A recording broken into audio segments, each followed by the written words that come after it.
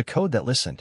In the dim glow of a neon sign flickering above Rosie's Diner, a small joint off Highway 41 in Marietta, Georgia, Eleanor Harris set a steaming mug of black coffee before the man in the corner booth.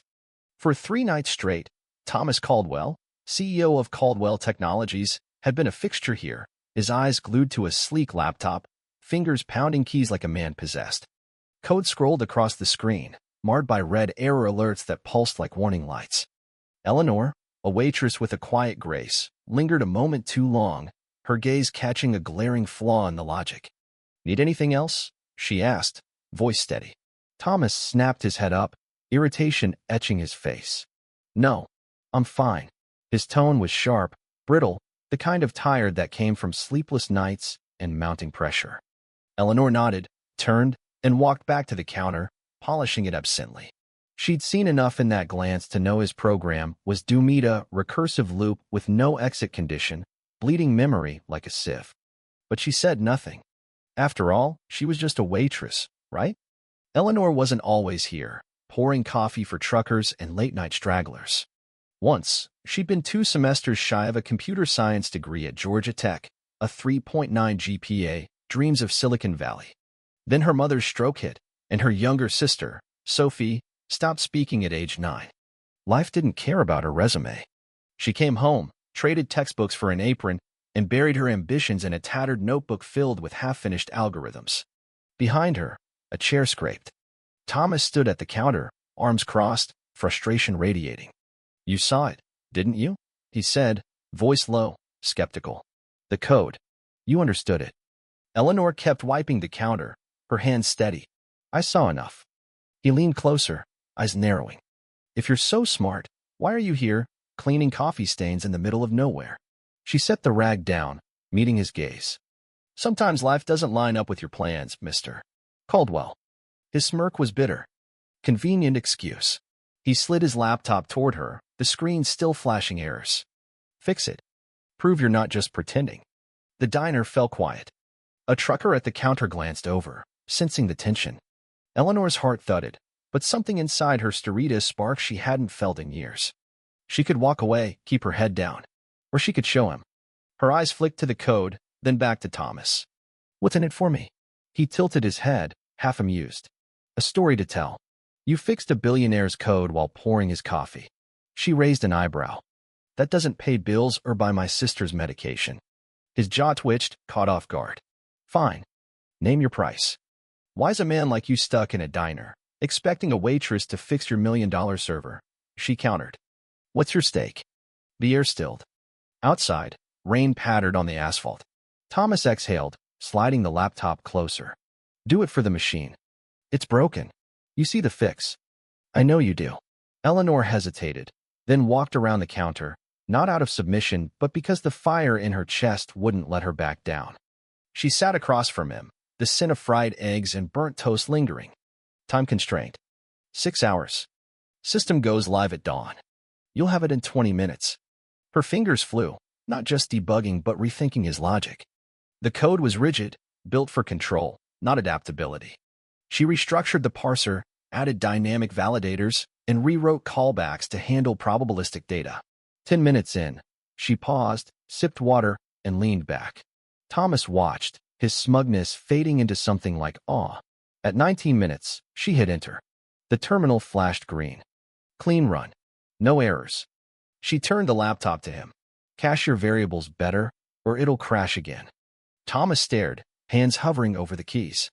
"How'd you learn this?" 2 semesters from a degree at Georgia Tech," she said, standing. "Then life happened. Mom's stroke. Sister stopped talking. I'm still here. You could go back." "Maybe. But if you're trying to hire me for one bug, save it." He laughed, a quiet, surprised sound.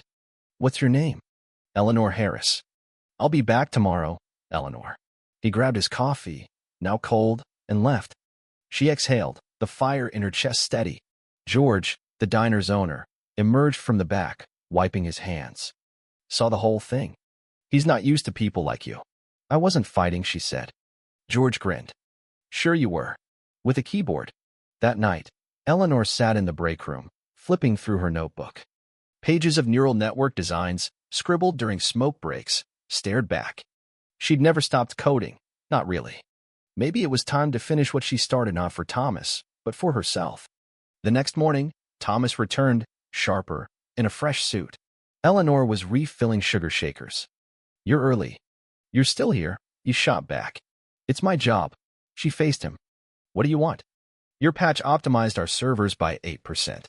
My team's been chasing that for months. You did it in minutes.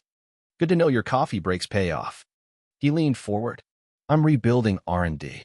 I need someone to lead a project no one else gets yet. Behavior, patterns, disruption. You see things others don't." She narrowed her eyes. "What am I to you?" "Someone who sees faster than most and knows what it's like to be underestimated." He slid a folder across the counter. "Blueprints for an AI system modeling human unpredictability. I want a platform that understands why people make irrational choices, not just what they do." "You want empathy," she said. "Yes. That's more than logic." "I know. That's why I'm here." Eleanor closed the folder. "I'm not your savior, and you're not my redemption. If you want my thoughts, come back tomorrow." "No suit, no pitch. Just ask." He nodded, left the folder, and walked out. That night, Eleanor opened her notebook, writing, "Predictive empathy model. The machine doesn't need to be perfect. It needs to understand." Thomas returned the next evening, no suit, just a sweater and jeans. He sat at the counter, hands in his pockets. "You said you'd talk." "I said I might." She poured his coffee. "Your idea behavioral modeling, it's smart. But it's raw. You're missing emotional logic." He sipped. "I steady. I read your notes. It's better than anything my lab's done in years." "Why's that?" "Because I've lived where words don't reach." She glanced at the diner's flickering lights. "You've lost something, haven't you?"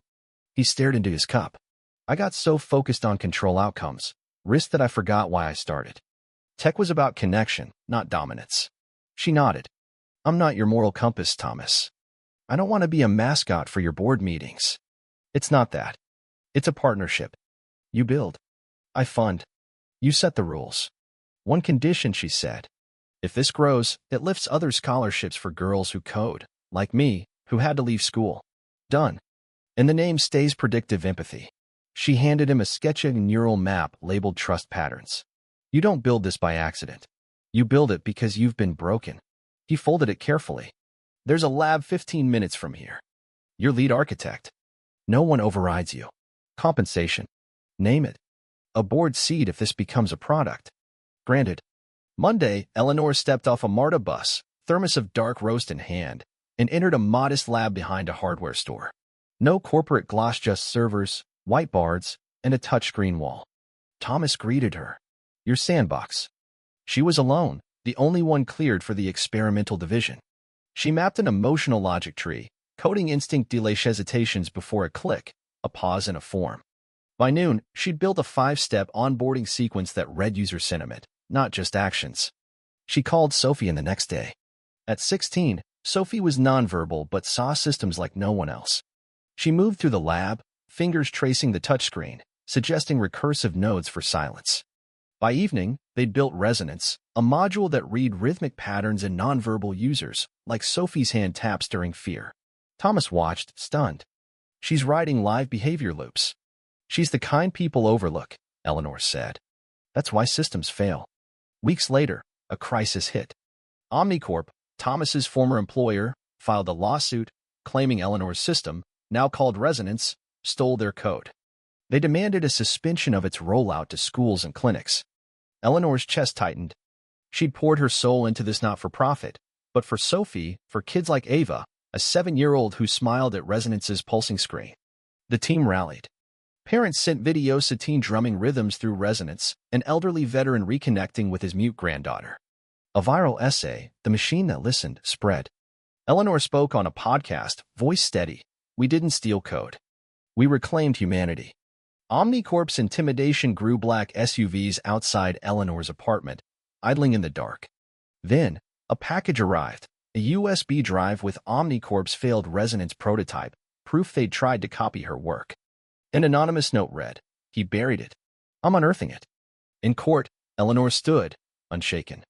"I built Resonance because my sister needed to be heard without speaking. It listens. Sometimes that's enough." The judge, a veteran with silver glasses, ruled in their favor. Omnicorp's injunction was denied. Resonance belonged to Eleanor's team. Outside, she faced cameras. Resonance is for the quiet ones, the overlooked. Thanks to you, they'll be heard. Months later, Resonance reached schools, clinics, even diners. In Birmingham, Alabama, a blind, nonverbal girl named Ava tapped Resonance's screen. A soft voice said, "Hi, I'm Ava." Her mother sobbed. Eleanor squeezed the girl's hand, eyes shining. Back at Rosie's diner, Eleanor sat with George, coffee in hand. "They talk about you now," he said. "The woman who taught a machine to wait." "It's not just me," she said, watching regulars laugh over pie. Thomas arrived, tablet glowing with news. Resonance's first pilot saved a rural clinic's therapy program. "It listens better than people," he read. "That's the problem," Eleanor said. "If machines listen better, people stop trying. We teach with it schools, communities. We train people to listen again." He nodded. "You sound like a founder." "No. Like someone who wasn't heard."